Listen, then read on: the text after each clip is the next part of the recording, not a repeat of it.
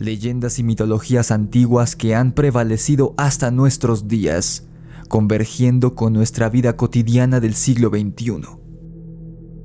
¿Será que estas cosas, lejos de ser leyendas, son una realidad?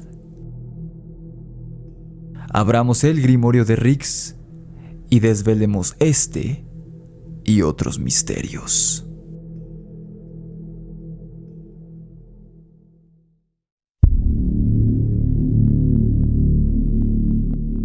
El relato que estoy por narrarte a continuación es absolutamente real y no me fue enviado por un suscriptor ni lo encontré en un foro de otro país y tampoco lo vi en la televisión, sino que me fue narrado de primera mano por un amigo mío que es realmente cercano y a quien conozco desde hace más de 9 años.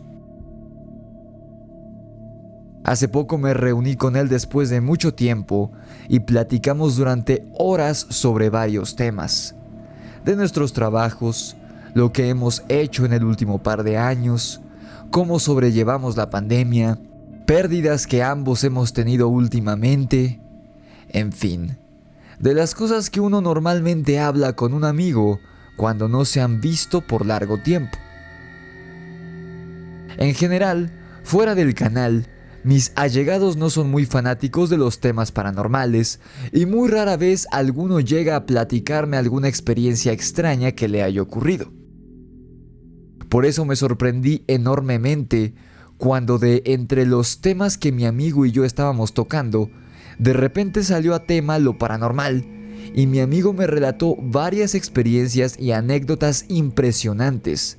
Pero la que realmente me dejó anonadado e hizo que incluso perdiéramos la noción del tiempo fue una que lo involucra a él y a su hermano menor. Este hermano, a quien llamaremos David para salvaguardar su identidad, ya que a él yo no lo conozco, desde muy chico siempre tuvo una hipersensibilidad para percibir sucesos anómalos, paranormales y relacionados con entidades, fantasmas y demás seres extraños. Pero de todo lo que vivió, la experiencia más impresionante y que incluso lo marcaría de por vida, fue una que se desarrolló desde que era niño hasta que ya era casi un adulto, y en la que mi amigo se involucró de primera mano por ser su hermano y por compartir habitación con él. El nombre de mi amigo es Eduardo, y como te dije, vamos a llamar a su hermano David, para fines prácticos de esta historia. Pareciera que David no solo tenía una sensibilidad para ver espectros e incluso para predecir sucesos, sino que al parecer, algo de otro mundo, algo superior, lo cuidaba, tanto a él como a Eduardo, cuando eran muy jóvenes. Algo que no eran ángeles ni nada divino, por así decirlo, pero sí algún o algunos seres que de alguna forma eran omnipresentes y parecían estar vigilantes de David sobre todo, pero sería mi amigo Eduardo quien sería tocado en varios sentidos por esta o estas entidades que más adelante se harían presentes con su hermano en casa en más de una ocasión.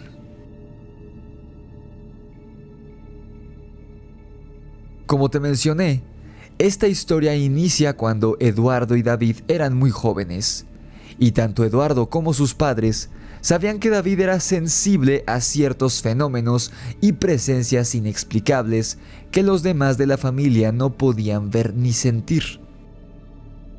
Por ejemplo, me cuenta mi amigo que en una ocasión, en la que él y su hermano se encontraban viviendo en otra casa y compartían habitación, estaban acostados cada quien en su cama, platicando a altas horas de la noche, como cualquier par de hermanos, en lo que les entraba el sueño, cuando de la nada, David le dijo a Eduardo que se callara y se durmieran ya. David no dio explicación alguna, pero como Eduardo ya para ese entonces sabía que su hermano veía cosas que él no, dedujo que algo había visto y por eso había decidido cortar la conversación de la nada. Algo que quizá estaba mejor sin saber a esas horas de la noche, o de lo contrario perdería el sueño. Así que Eduardo le hizo caso a su hermano menor y ambos se quedaron dormidos. A la mañana siguiente, Eduardo le preguntó a David, mientras ambos desayunaban antes de irse a la escuela, que por qué lo había callado la noche anterior tan precipitada y súbitamente, a media conversación, si ambos la estaban pasando bien y ninguno de los dos tenían sueño. A lo que David, de entonces unos 10 u 11 años, le dijo que había visto a un anciano de pie en la esquina de la habitación en donde ellos dormían, que en la oscuridad le hacía señas de que se callara. En efecto, Eduardo tenía razón, y lo que había deducido la noche anterior era correcto. David había visto algo en la oscuridad, y se alegró de no haberle preguntado al respecto en su momento, o no habría podido dormir en toda la noche, sabiendo que había alguien ahí con ellos en la habitación.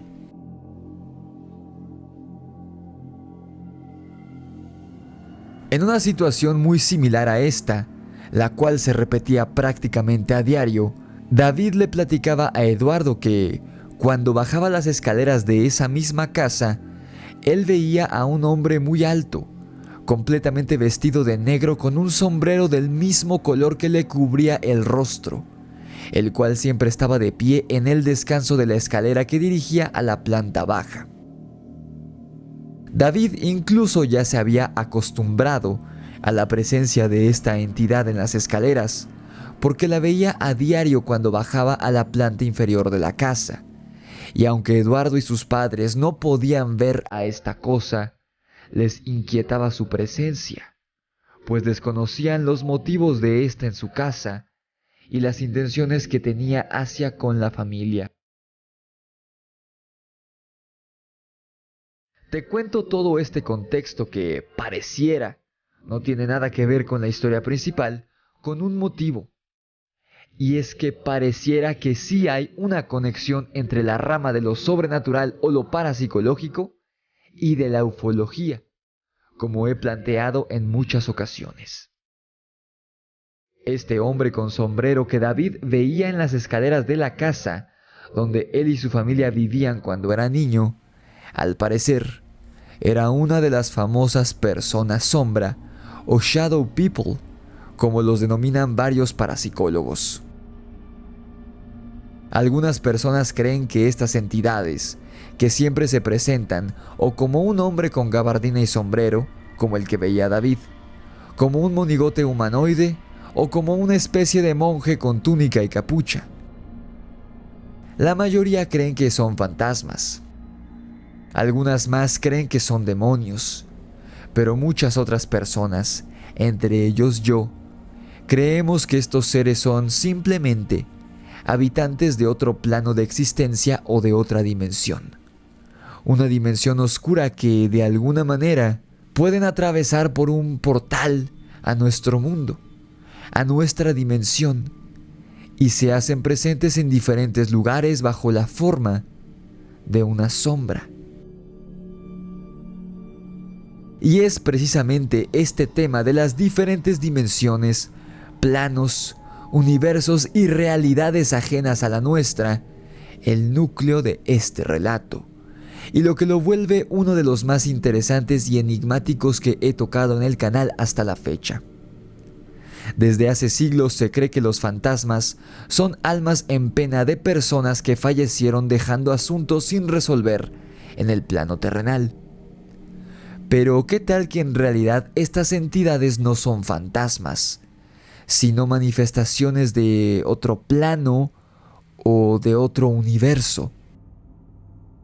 Si me lo preguntas, la opción de que tu abuelita o cualquier otro conocido fallecido, pero que siga vivo en otro universo paralelo, se haga presente en nuestra realidad, cuando estas dos líneas temporales chocan, es mucho más interesante que un alma que busca descanso eterno, como se ha creído durante siglos en nuestro mundo. Si me lo preguntas a mí, creo más en otras dimensiones y otras realidades que en fantasmas, o al menos en el fantasma que habitualmente se dice que existe.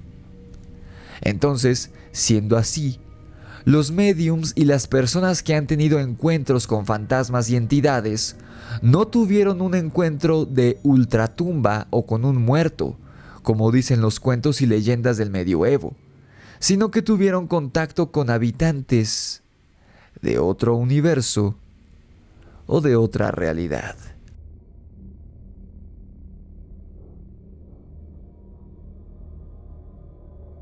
De nuevo pareciera que estoy divagando, pero no es así. Necesito que comprendas primero estos encuentros que tuvo David para que conectes el tema de estas entidades con lo que ocurriría más adelante en su vida y cómo quizá los extraterrestres lucen completamente diferentes a como uno se imagina, y es más, tal vez ni siquiera viajan a bordo de naves espaciales, sino que viajan a través de portales y ni siquiera lo hacen de manera física. Y sin embargo, pueden ser capaces de alterar nuestra realidad, como si se tratara de programadores de videojuegos o algo por el estilo. Ahora sí empieza lo interesante, y este es el primer acontecimiento que Eduardo recuerda que podría estar relacionado con estos seres de otro sitio en el universo que se comunicaron con su hermano desde que era un niño. Cuando Eduardo habrá tenido unos 11 o 12 años y David unos 8 o 9, ambos se encontraban solos en casa jugando. Cuando sus padres no estaban, Eduardo y David gustaban de un juego que a ellos, como niños, les resultaba sumamente entretenido, pero que era bastante peligroso a fin de cuentas. No solo por el regaño que se llevarían por parte de su madre si algo salía mal, sino que podían salir gravemente heridos en este caso. El juego en cuestión consistía en saltar de un sillón de la sala a otro, los cuales eran 3 y se encontraban acomodados en forma de L en la sala de estar, pero para pasar de uno a otro tenían que brincar por encima de una mesa de cristal que estaba en el centro, la cual tenía sobre ella un enorme florero que en sí era más grande que la mesa de cristal y bastante alto. Ambos chicos siempre lograban brincar la mesa, pero pasando el florero de lado, como esquivándolo. No obstante, Eduardo, como el hermano mayor, más osado y aventurado que era, decidió que ese día quería subir la dificultad del juego con su hermano. No le pasaría de lado al florero enorme, sino que le pasaría por encima, abriendo las piernas para que el objeto pasara por en medio de ellas, y una vez superado el obstáculo de manera épica, aterrizaría en el sillón individual que se encontraba justo frente a la mesa de cristal. Al contarle su plan a Diego, este intentó convencerlo de que no lo hiciera, pues sentía que algo muy malo iba a pasar, que no lo lograría. Pero Eduardo no escuchó a su asustado hermano menor. Y así, Eduardo se paró en el sillón de 3 plazas que estaba justo frente al individual, con la mesa de cristal y el florero en medio de ambos sofás. Tomó impulso y saltó. El chico logró abrir lo suficiente las piernas, estando en el aire, como para sortear el enorme florero lleno de flores artificiales en su interior.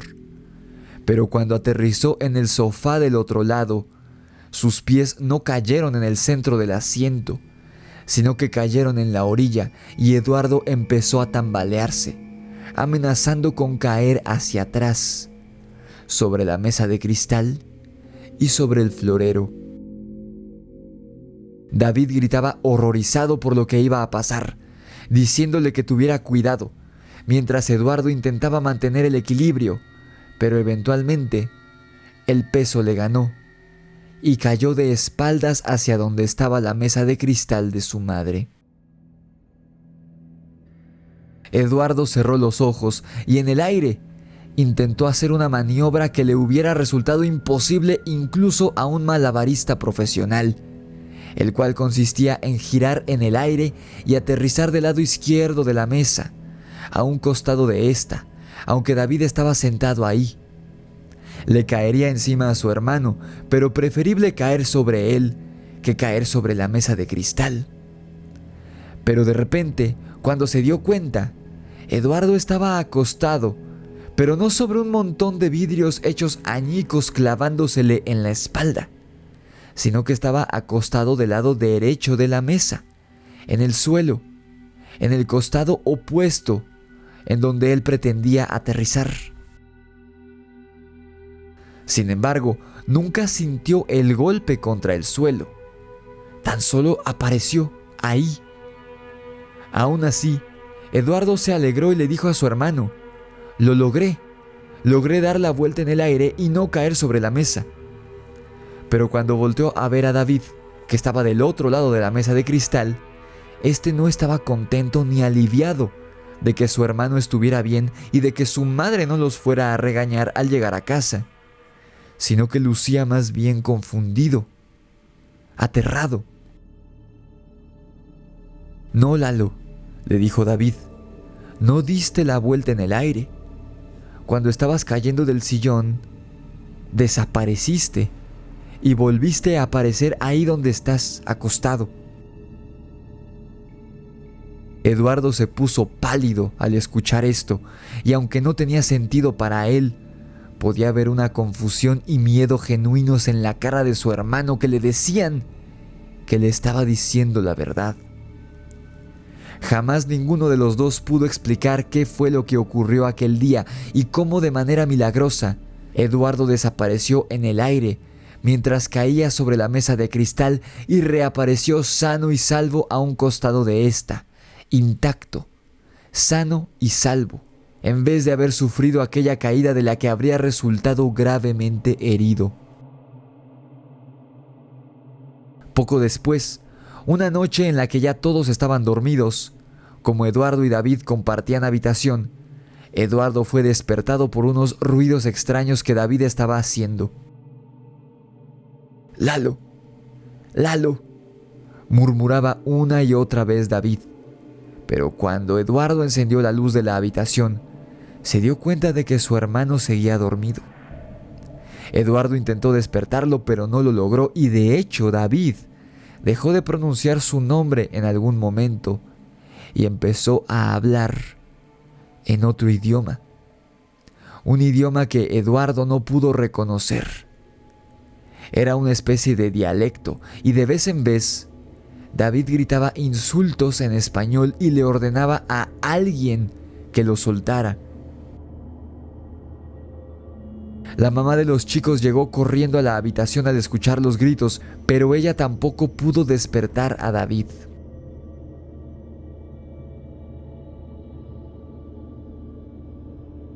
A la mañana siguiente, Eduardo le preguntó qué le había pasado la noche anterior, a lo que David le contó que estaba soñando con una televisión apagada, de la cual empezaba a emerger una luz dorada que poco a poco iba disminuyendo en intensidad, hasta pasar de ser un enorme fulgor dorado a adoptar la forma de una silueta humanoide de color dorada sobre la pantalla de la televisión, y pronto esta silueta dorada salió de la pantalla como si fuera Samara de la película El Aro. En el sueño de David, este ser humanoide, pequeño y de color dorado que había salido de la pantalla de aquella televisión, avanzaba y entraba por la nariz del chico, y detrás del humanoide salían muchos más idénticos, que en fila india fueron entrando uno a uno a través de la nariz de David. Ahora, ¿habrá sido todo esto solamente un sueño? ¿O será que David estaba teniendo un encuentro en otro sitio, ajeno a nuestra realidad, con estos seres que solo eran visibles en ese otro sitio y entraron dentro de él. ¿Será que por eso estaba hablando en un idioma que no pertenecía a este mundo mientras tenía este sueño? Todo pareciera apuntar a que así ocurrió. David también mencionó que en su sueño había un símbolo extraño, el cual no podía sacar de su cabeza, como si él supiera de alguna manera que tenía un significado este símbolo.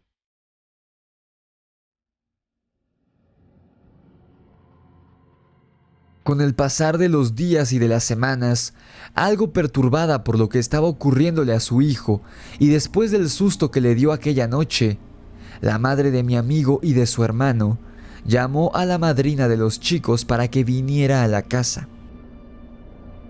La madrina, a quien llamaremos Erika, le dijo a David que dibujara el símbolo en una hoja de papel pero sin mostrárselo a ella, y al mismo tiempo que él lo dibujaba, ella también dibujaría algo en otra hoja de papel y se las mostrarían mutuamente al mismo tiempo. Así lo hicieron, y en efecto, con un asombro incontenible, todos en la habitación vieron que el símbolo que David y Erika habían dibujado era el mismo. Eduardo me lo describe como uno muy similar al ojo que aparece en la parte de atrás del dólar estadounidense, pero con ciertas variaciones. Lo curioso es que este símbolo del ojo está presente desde hace milenios en todas las culturas antiguas, destacando por sobre todas la antigua cultura egipcia.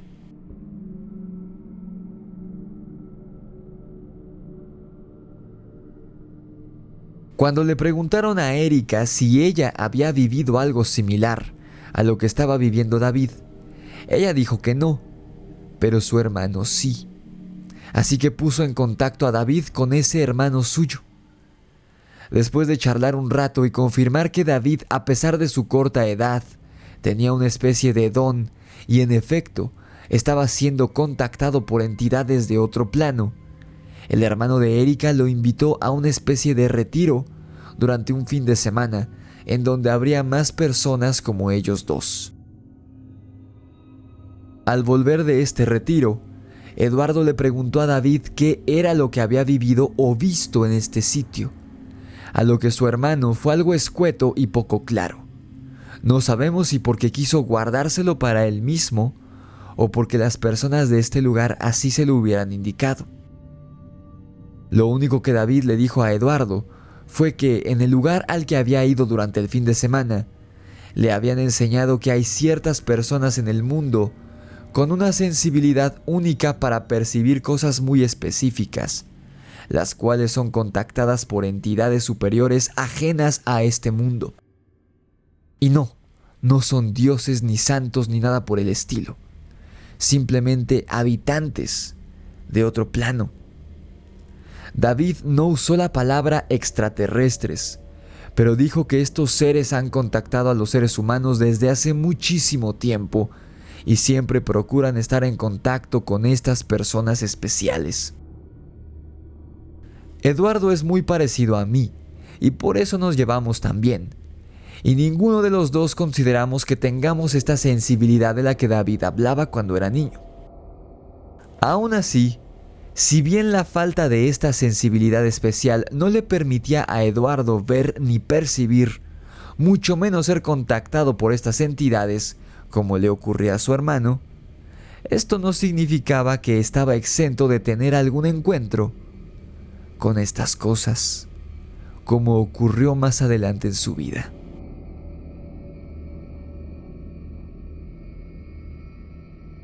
Antes de pasar al clímax de esta historia completamente real, déjame pedirte que le des like a este video y te suscribas a mi canal si te está gustando mi forma de narrar estos relatos. Sígueme en mis redes sociales, las cuales son TikTok, Instagram, Facebook y Spotify. No te vayas sin suscribirte a mi canal secundario aquí en YouTube, Rix y los Amos del Multiverso. Si quieres ordenar tu ejemplar de mi libro La Orden de Camazotz, ya disponible en Amazon, haz clic en el enlace de la descripción de este video. Y si tú como mi amigo tienes una historia real que quieras compartir con nosotros en el canal, envíamela a mi correo necronomiconrelatos@gmail.com o a mi número de WhatsApp, el 56 38 00 03 45. Ahora, sigamos adelante con esta historia. Los años pasaron y cuando Eduardo tenía ya entre 19 y 20 años y se encontraba en la educación superior, David habrá tenido unos 17 o 18 y como él era bailarín, había sido contratado por la empresa Disney en su parque de Japón, por lo que Eduardo, quien había compartido habitación con Diego toda su vida, ahora dormía solo por primera vez en su existencia. Por cierto, quiero aclarar que todas estas vivencias ocurrieron en 3 casas diferentes a lo largo de muchos años, así que el lugar en donde vivía mi amigo y su hermano no era el problema, sino que estas apariciones, tanto las entidades como estos seres superiores que David veía y contactaban con él desde que era niño, lo seguían a donde él fuera, incluso del otro lado del mundo, a Japón, en donde estaba viviendo en aquellos años.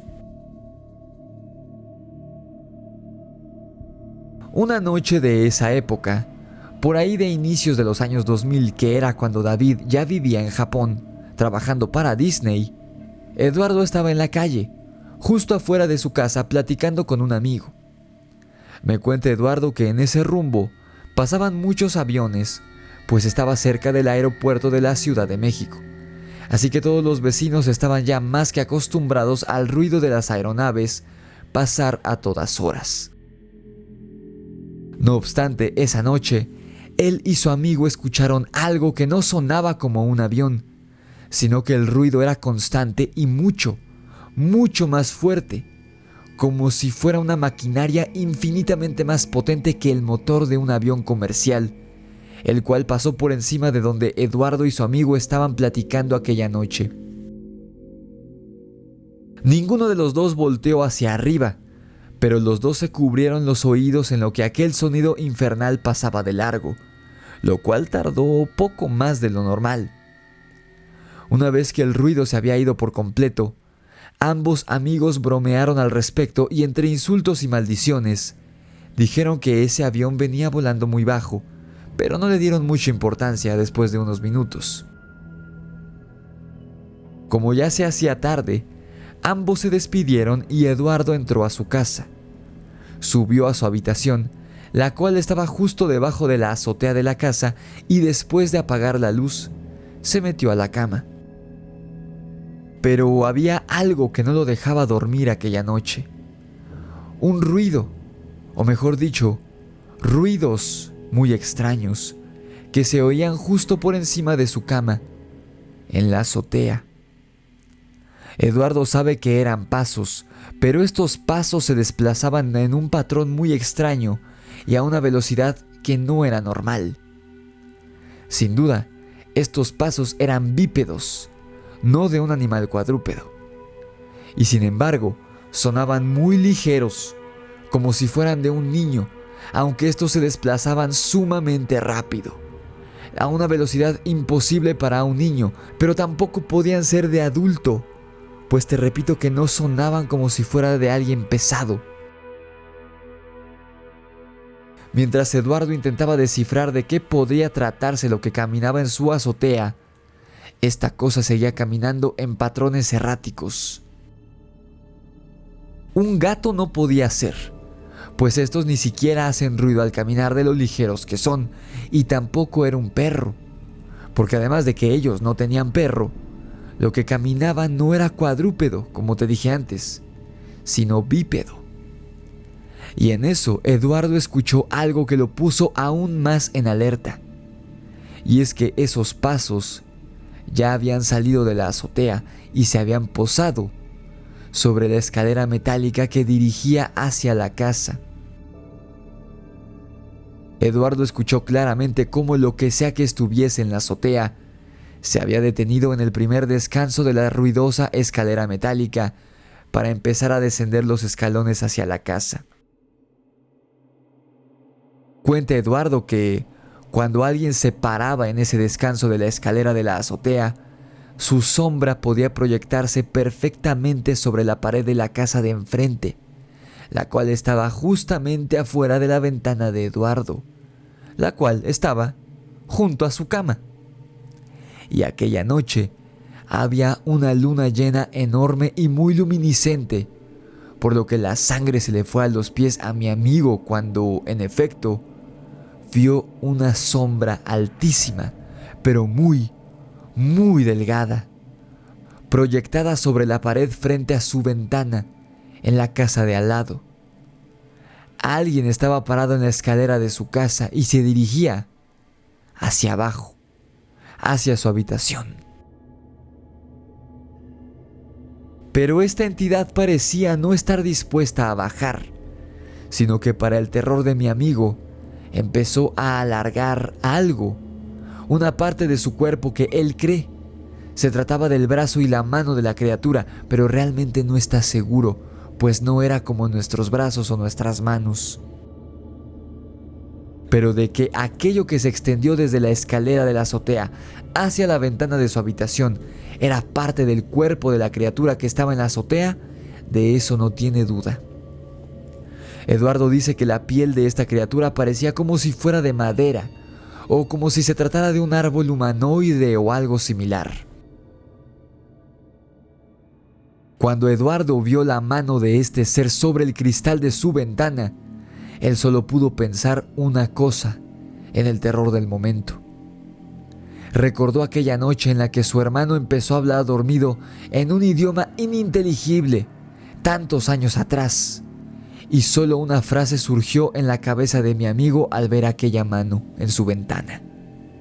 La frase era: "Son los marcianos".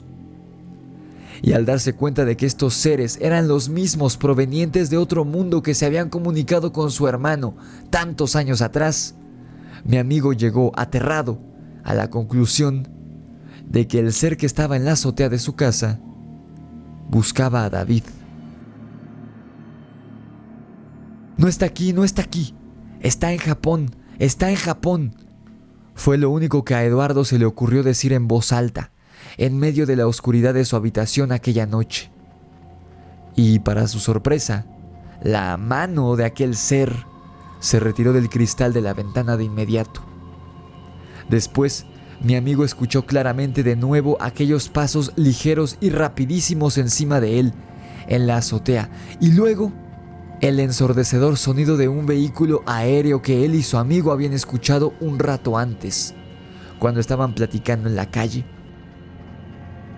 Ahora se daba cuenta de que lo que había escuchado un rato antes junto a este amigo no había sido un avión, sino una nave que quizá venía de otro planeta.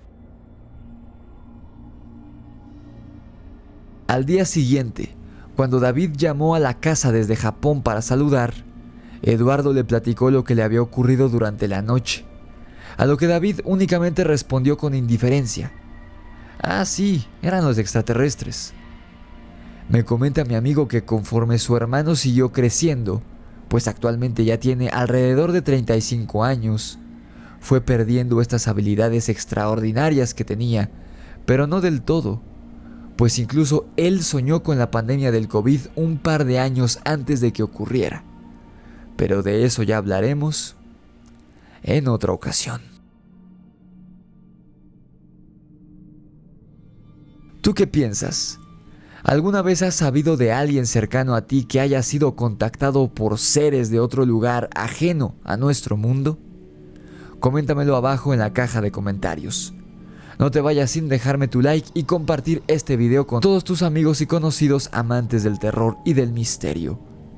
Sígueme también en mis redes sociales, las cuales son TikTok, Instagram, Facebook y Spotify. También suscríbete a mi canal secundario aquí en YouTube, Rix y los Amos del Multiverso. Si quieres pedir tu ejemplar de mi libro La Orden de Camazotz, ya disponible en Amazon con entregas a todo el mundo, solamente haz clic en el primer enlace que está en la descripción de este video. Y si tú como mi amigo quieres que cuente tu experiencia aquí en el canal, mándamela a mi correo necronomiconrelatos@gmail.com o a mi número de WhatsApp, el 5638000345. Esto fue El Grimorio de Rix y el mensaje de los seres de otro mundo. Nos vemos en la oscuridad.